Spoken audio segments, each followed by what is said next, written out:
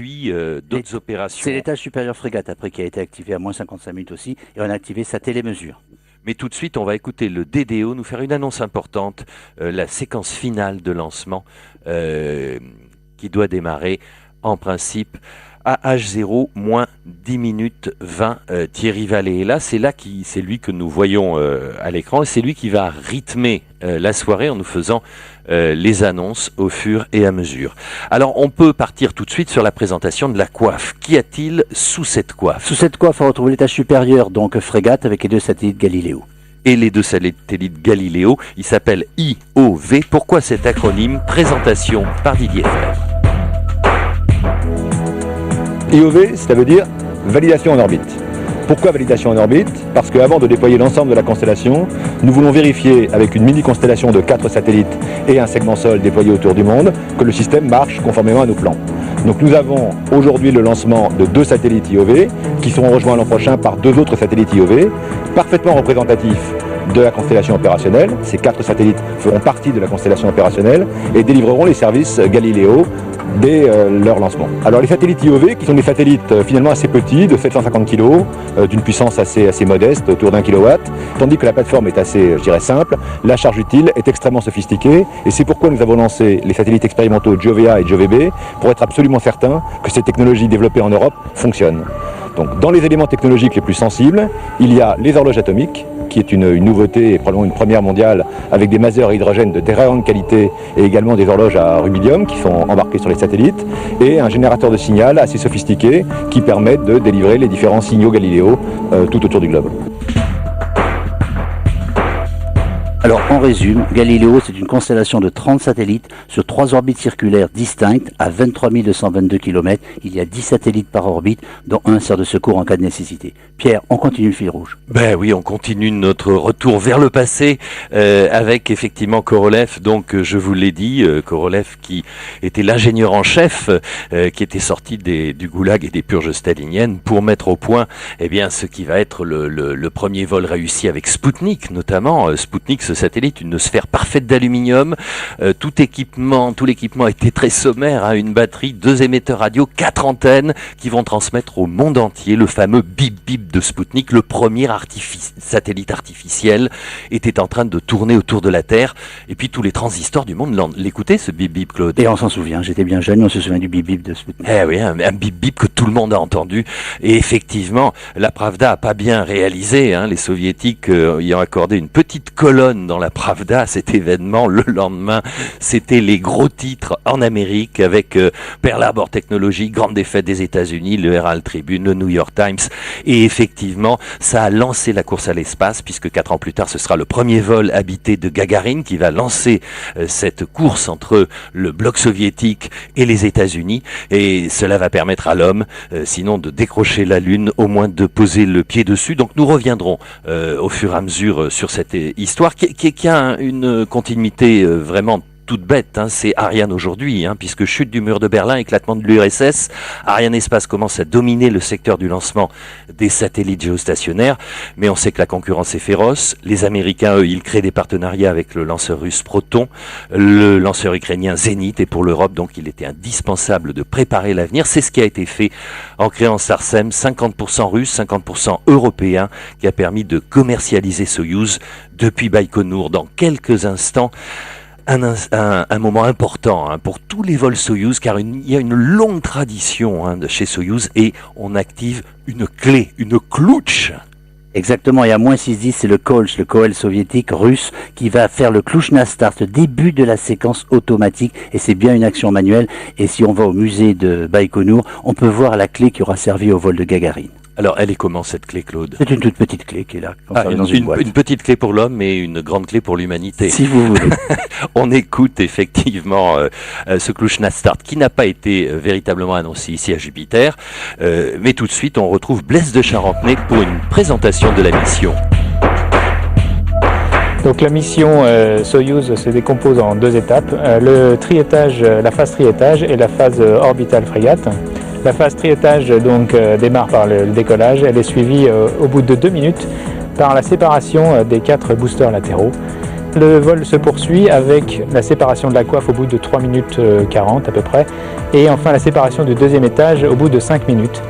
Le vol continue ensuite jusqu'à environ 9 minutes de vol, et là l'étage frégate détermine si oui ou non il a suffisamment d'énergie pour aller jusqu'à l'orbite finale, décide de se séparer et les corps séparés tombant dans l'Atlantique. La mission se continue ensuite par le vol frégate, avec 2 boosts faits avec le moteur principal. Le premier boost d'environ 800 secondes permet de transférer l'étage supérieur et sa charge utile sur une orbite de transfert elliptique. Et ensuite le second boost qui est réalisé beaucoup plus tard, donc 3h30 après le décollage, permet de circulariser cette orbite pour atteindre l'orbite de séparation des satellites qui se situe à une altitude d'environ 23 000 km. 300 secondes après la fin du second boost, la charge utile est séparée. Les 2 satellites Galileo et Iové sont séparés simultanément dans 2 directions opposées. L'étage frégate continue sa mission ensuite pendant 5 heures pour rejoindre son orbite de passivation, orbite située à environ 300 km au-dessus de l'orbite opérationnelle des satellites Galileo et Iové. Et nous venons d'avoir la confirmation, malgré la pluie, que la météo est verte pour le H0. Alors, sur le lanceur, pendant ce temps, à moins 5 minutes, on a eu ce qu'on appelle la purge, c'est-à-dire qu'on a soufflé du gaz dans les canalisations qui vont alimenter la turbopompe en ergol, et frégate, l'étage supérieur, est passé en alimentation bord, il n'est plus relié au sol. Alors, vous voyez le haut du lanceur avec la coiffe sur laquelle il y a marqué Galileo, mais on va rentrer, nous, dans le CDL Soyouz avec les hommes qui sont au plus près du lanceur. C'est situé à 1 km du pas de tir, c'est un bunker en béton armé de 2 étages, toiture blindée de 2 mètres, et l'équipe européenne est menée par le COEL, on le voit. Et c'est Jean-Claude Garot qui communique et sert d'interface donc avec le chef de mission LDDO ici à Jupiter. Son adjoint ce soir est Jean-Pierre Barlet. L'équipe russe, elle est menée par le KOLS, Dimitri Baranov, avec les principaux représentants des sociétés russes participant au programme, NPO Lavochkin, TSSK Betsenki. Dimitri travaille directement sur le lanceur et les opérations finales de chronologie. Et celui qui a garanti l'aptitude de vol du lanceur pour Arianespace, c'est Franck Vasseur, que nous saluons. Nous le saluons, Franck. Et les équipes là-bas au CDL, eh bien, elles sont quand même plus d'une centaine de personnes. Au plus près du lanceur, on vous l'a dit, plus de Russes que d'Européens. Et là-bas, eh bien, c'est dialogue en russe, en français et en anglais. C'est international. Alors on peut rappeler qu'il y a plus d'une heure, le portique s'est écarté de 80 mètres pour dégager le lanceur. Ce portique qui est propre aux installations de Guyane, il n'existe pas ni à Baïkonour ni à Plesetsk. Eh bien oui, en principe, les Russes intègrent le composite supérieur à l'horizontale, comme d'ailleurs tout le reste du lanceur, qui est fabriqué généralement à l'horizontale. Mais Arianespace n'a pas du tout ces mêmes procédés et a souhaité garantir le même niveau de service à ses clients, à tous ses clients. Et donc l'intégration des satellites se fait à la verticale ici au centre spatial guyanais, même condition sur Ariane ou sur Soyouz. Alors normalement à moins 2,35, on a eu le largage des ombilicosatellites du bras KZM, ça ne se voit pas très bien à l'image, mais ça a été fait. C'est ce qu'on appelle en russe le largage des ombilicos Chao. Voilà, les Chao ont été largués, c'est confirmé par le C'est DDO. confirmé, donc il y a toute une série d'opérations. Ça va aller très très vite dans cette fin de chronologie signal. On va vous les annoncer tout de suite, on va vous annoncer ce qui va arriver dans les dernières secondes avant le décollage. Claude. Alors à 38 secondes, il y aura les ombilicaux du 3e étage qui vont retomber aussi dans un panier. 35 secondes, on aura l'ouverture du grand bras, vous voyez le bras qui est gris qui monte jusqu'à la coiffe là. Et puis à H0 moins 19 secondes, c'est le pousk, c'est l'allumage des moteurs du premier étage, enfin ce qui est considéré comme le premier étage par les Russes, c'est en fait les boosters, les propulseurs d'appoint qui encadrent en bas le corps du lanceur central. Et le deuxième mât qui est plus petit, qui est un peu caché par les fumées, là c'est le VKM, sera retiré à 18 secondes. Et ensuite, Pierre ? Eh bien ensuite, il y a 3 paliers de poussée avec des tests intermédiaires avant décollage. Donc il y a un contrôle automatique de la poussée des 5 moteurs du lanceur. On a la même opération qui est beaucoup plus rapide, mais sur Ariane 5, il y a un petit test du Vulcain. Eh bien c'est pareil là. On a en fait à H0 moins 14 secondes la poussée primaire. On envoie 20% de la poussée totale. À H0 moins 6 secondes, H0 moins 1 minute. Intermédiaire avant la poussée maximale de 100% qui fait décoller Soyouz. Top, moins 1 minute. C'est parti, on va saluer tout de suite les gens qui nous écoutent en Russie, notamment à Samara, Moscou et Saint-Pétersbourg. Et puis la Guyane, Sinamari, Kourou, Cayenne. L'Europe, évidemment, l'Agence spatiale européenne, le CNES, Arianespace, et puis tous les industriels qui ont participé à ces programmes. Et bien sûr les internautes qui nous suivent sur arianespace.com. À tout à l'heure. À tout de suite, nous nous taisons, nous vous laissons profiter du spectacle et nous revenons dans quelques instants. Largage du KZM.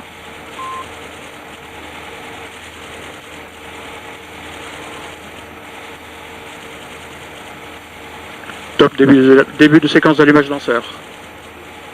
Largage EKM, mise à feu. 10, 9, 8, 7, 6, 5, 4, 3, 2, 1, top, décollage.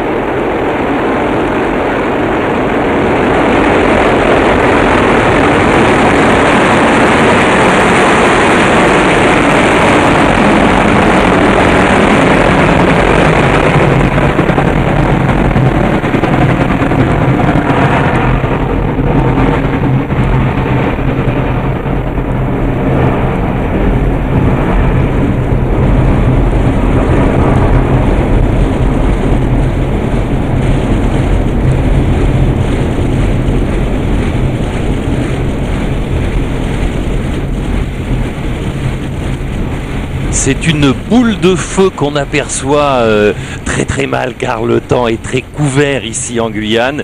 Vous avez vu ces étoiles en forme de gouttes de pluie sur le plan où on a vu. Vol nominal. Voilà, on a vu Soyouz s'élever. C'est beaucoup plus lent qu'Ariane 5, une poussée de 336 tonnes au décollage. Et les 5 moteurs quadrichambres, donc du corps central, et les 4 boosters ont été allumés simultanément, vous l'avez vu. C'est ce qui pousse le lanceur actuellement, et tous ces gaz sont éjectés par les 20 tuyères.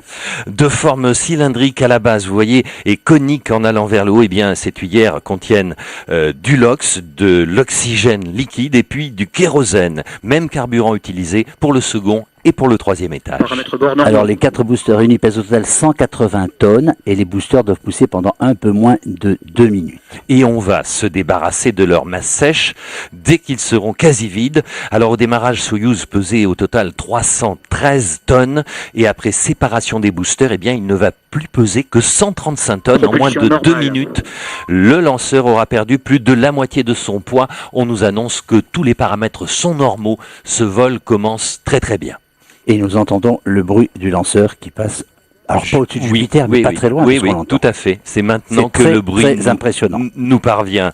Alors, séparation des boosters, on peut commencer à l'annoncer et dire comment ça va se passer. Eh bien, après séparation des 2 traverses arrière qui relient au corps central, la base des 4 boosters s'est progressivement écartée. Les boosters se sont mécaniquement dégagés des points d'attache qui sont situés à la pointe. Et on vient d'avoir la confirmation que ça s'est bien passé. La trajectoire est normale, les paramètres de vol sont normaux. Ces informations, elles proviennent des stations aval et elles sont reçues par les équipes russes au CDL Soyouz qui les valident avant diffusion. Alors après la station de Gallu à Kourou, le lanceur sera acquis par la station navale qui est positionnée dans l'Atlantique, puis ce sera autour des Açores et enfin au Sagel près de Toulouse et Perth en Australie pour la fin du vol. Vous le voyez sur vos écrans, en haut à gauche, eh bien, il y a la courbe de vol. C'est la courbe prévisionnelle, la courbe parfaite que doit suivre notre Soyouz, qui est ce petit point qui se déplace parfaitement pour l'instant, conforme avec le programme de vol.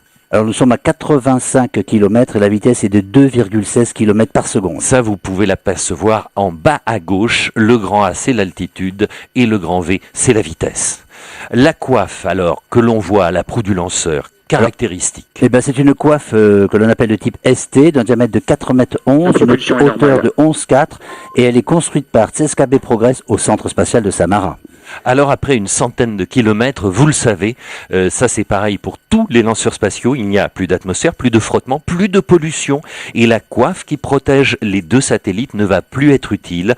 Il va donc falloir s'en séparer, ce qui va encore alléger le lanceur, on perdra 1,5 tonnes. Ça se passait comme ça déjà lors du premier vol habité, Gagarine, la coiffe s'est ouverte et il a vu au travers du hublot la Terre qui était pratiquement à ses pieds.